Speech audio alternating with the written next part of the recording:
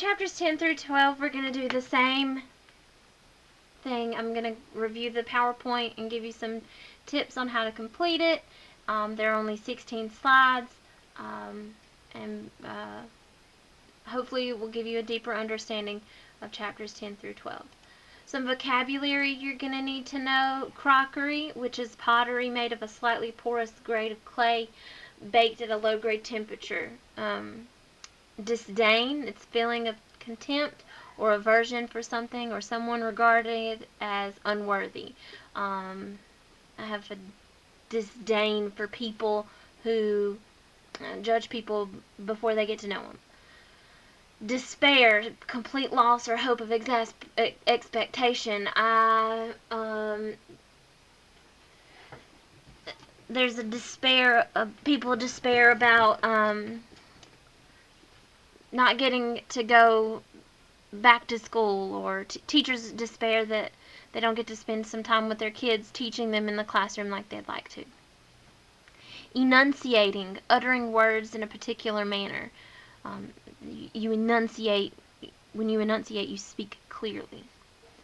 Extravagant is lavish in the spending of money. So if you were going to buy a car and you really just needed a simple car, you could buy like a Ford or a Chevy. But if you were going to be extravagant, you might buy a Bentley or a Ferrari or something really expensive. And then snippets are small pieces or parts. And so if my YouTube videos, when I read the stories, they're just snippets from the book. I didn't read the book straight through in each video. You'd have to watch several different videos to get the whole picture. So they're just snippets of the book. Alright, so you're going to use these 3 words in a sentence referring to the section. Again, just go back to the definitions to help you use them in a sentence, and you just click and start typing.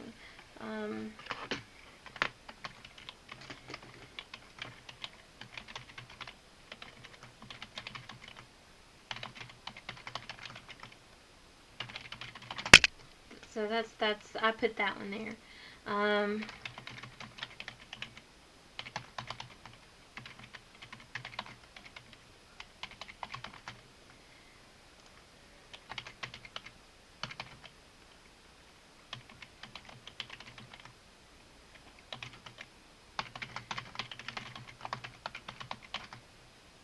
Alright, so that's just, those are a couple of, that's just what a couple of examples. You can obviously choose your own versions and do the same there. Bruno thought Shmuel's name sounded like the wind blowing. And that's supposed to say Shmuel. I don't know why it does that sometimes, sorry. But Shmuel thought Bruno's name sounded like someone who was rubbing their arms to keep warm. What inferences can you make about the similes the boys used?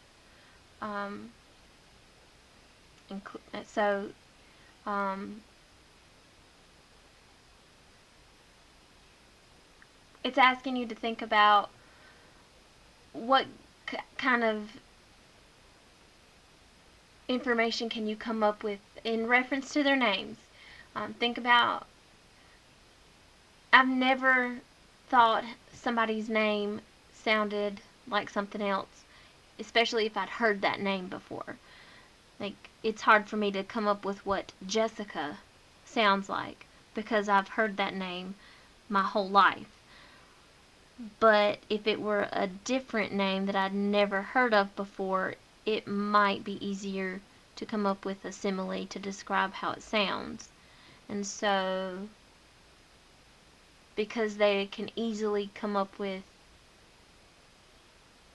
an alternate way of thinking about the name, maybe it means that they've never heard it before.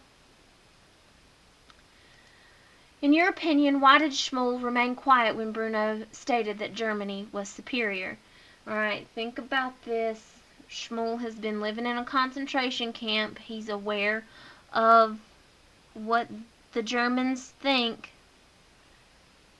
and he knows what would happen if he responds. So think about it that way.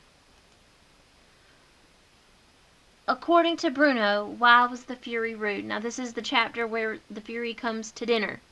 What made the Fury rude?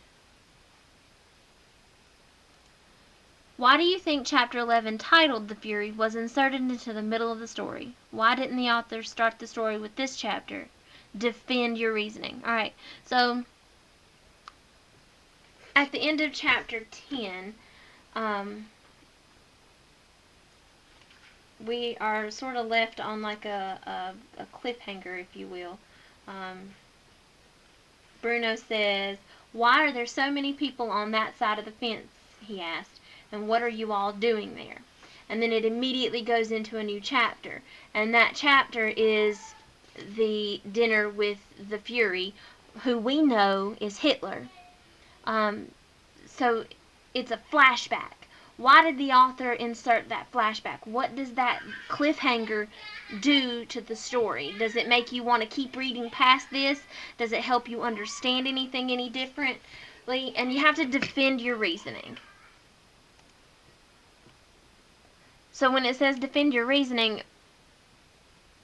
use context clues. I mean, not context clues. Use cited evidence. Pull from the text. Go back and say, this is what I think because blah, blah, blah. What important clues are indicated in the partial conversation Bruno heard between his parents about leaving Berlin? Alright, so this is still in chapter 11. And let's see.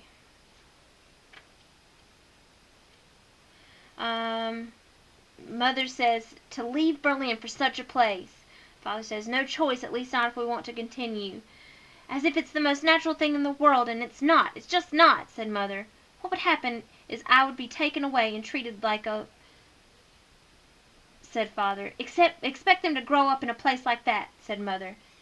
And that's an end to the matter. I don't want to hear I don't want to hear another word on the subject, said Father. So clearly they're not happy. They're not having a calm conversation about this. They're not happy. Somebody, a mother, seems particularly unhappy at this point. So this is on page 124 of the book. Again, it's right at the end of chapter 11. So if you're using the PDF file, just find chapter 11 using the Control F file. And you should easily find it. And so what do you think, what kinds of clues are we given here about attitudes towards Auschwitz? In your opinion, did you agree with Bruno that Shmuel's story wasn't such a terrible thing? Explain your reasoning using a modern day analogy. Alright, let's see. Bruno and Shmuel. Let's see, this is chapter 12 now. And Shmuel's telling Bruno that everything was normal until suddenly it wasn't. He was telling him about how his dad ran a watch shop where he made and repaired watches, and about the armbands, and how he couldn't live in his house anymore, and then how they had to live in a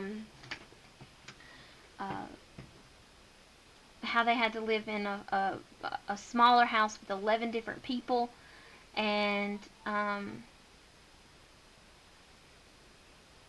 how Luca, the little boy, kept hitting him even when he did nothing wrong. And then how the soldiers brought them here, brought them to a train station, and how they had to get on a train ride, and how it was a horrible train, and it smelled awful.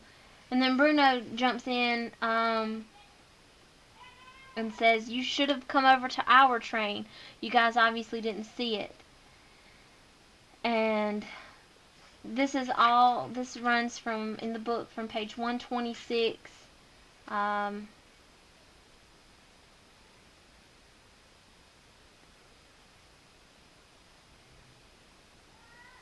all the way to 130. So, just read over that, and I think what the question is asking you is, Bruno is like rationalizing this event and Shmuel's story in his own mind. And he doesn't see how horrible it is because he's never experienced anything like it. And Shmuel's only telling him a small portion, so he can't really wrap his head around that. And it says, explain your reasoning using a modern day analogy. Compare Shmuel's journey to something that might have happened in today's society.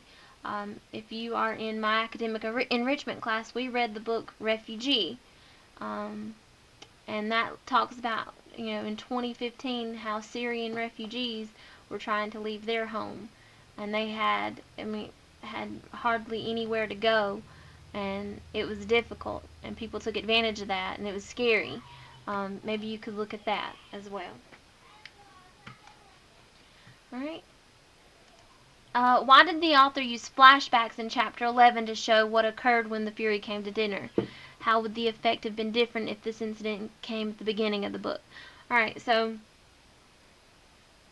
go back to the question you answered previously that said, and talk about how, what purpose a flashback might have. Bruno just asked an important question. What are all these people doing on that side of the fence? Why are you there? And instead of immediately going in to answer it, the author draws back and tells you the story of how Bruno's family even got there in the first place. What does that do to the reader? Does that draw you in more and make you want to keep reading so that you can find out exactly why those people are there? Because while the reader should know that we are at a concentration camp, there are some readers that might not get it at this point. They might not truly know. And so, how does that flashback help entice the reader to keep reading? And how would it have been a totally different book? How would that have changed the dynamics of the book, and the flow of plot? If you think it would have at all. Right? Why was Bruno unsure that inviting Shmuel to dinner was a good idea? What did this tell you about Bruno's understanding of what was going on in the world around him? Alright, throughout this entire book, you see Bruno behaving in a way where he does not clearly understand what is going on. He does not get that the people on Shmuel's side of the fence are prisoners. He does not understand that he's not supposed to talk to them because they're Jewish.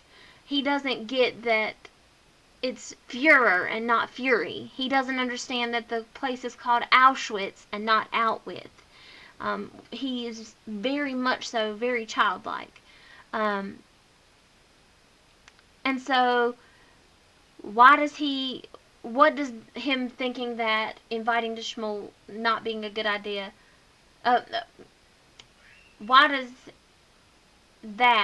how does that prove the point that he doesn't even grasp what's going on?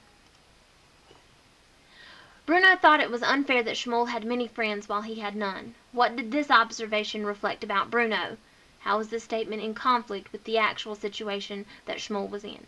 Alright, the reason I wanted us to read Prisoner B3087 is because we were offered a in-depth description of an actual concentration camp and a detailed story from an actual survivor.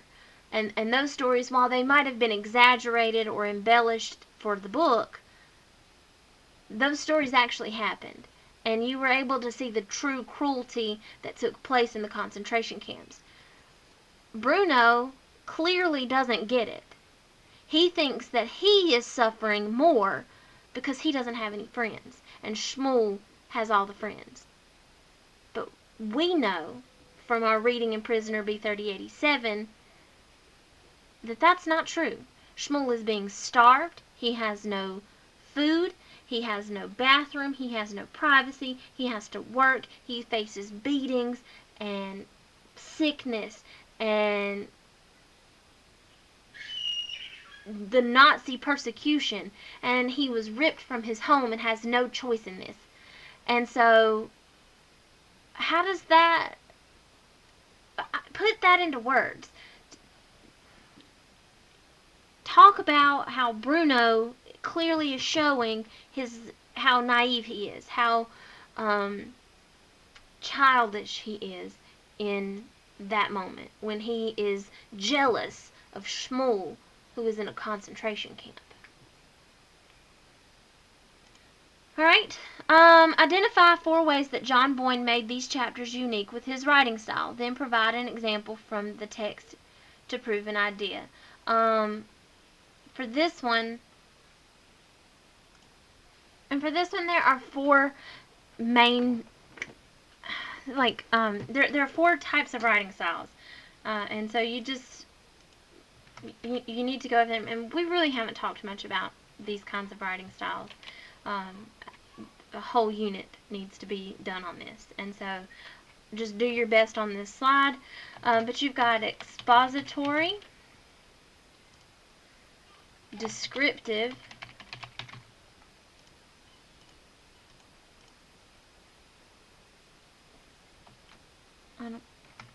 persuasive,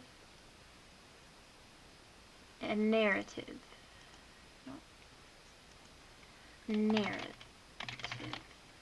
Okay? And so an expository style it's where the author is writing just to explain a concept. So find me a point from these 3 chapters where he's just writing to explain a concept. Look at Shmuel's story for that one. I think that would be a good place to go for there. Descriptive. These are first-hand accounts of events, metaphors and literary devices. Again, Shmuel's story would be a good place to go for that. Persuasive, that's where they're writing to try and convince you of something. It's trying to convince the audience to believe in a specific position or belief. And so think about where one of them might be trying to convince the other one that their country is better. And then the narrative, it's they're just again trying to communicate a story complete with characters, and they're just trying to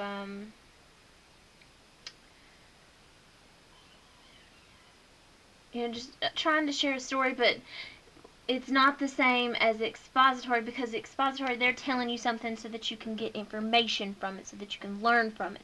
Narrative is just telling you a story. And so you'll find examples from the text, and it shouldn't be too difficult, but again, guys, we didn't do a whole lot with this. We didn't have time to do a lot with this, so just do your best, and we'll be fine. Research the history of the Star of David. Alright, so in chapter 12, Shmuel talks about the armbands, and he says he has to he has to wear the Star of David on his arm. Research the history of it. Write a description of the Star of David's history, what it symbolizes, and why it's so important to people who follow the Jewish religion. Then list 5 facts about the Star of David that others might not know. So here is where you'll give me your description. The Star of David is the symbol of the Jewish faith because blah, blah, blah, blah, blah. Look that up to find out why. And then down here is where you'll give me 5 facts. Slide 16, I want you to do the same thing, but I want you to do it with the swastika. Write a short description of the Nazi symbol's history and what it symbolizes and why it was important to Nazi Germany. Then list 5 facts about the Star of David that others may not know. Now, when you do your research, you're going to learn that the swastika comes from a different religion. Um, be careful when writing your description not to get lost on what that symbol symbolizes. You want to focus on what the swastika means specifically for the Nazis. And then in your 5 facts, you can tell me about the religious symbol that they stole it from. And guys, again, be sure you're using the race formula. You need to restate answer site and explain as much as you can. Please do your best and put forth effort. If you have questions, let me know. Sorry the videos are really choppy. I'm trying my best to juggle multiple things at one time. If you have questions, email me, call me. I'm available constantly. You can text me, whatever you need to do. But hopefully this helps you in some way. And all I can ask is that you do your best, and that's all I need. So if you don't have any questions, just do what you can do.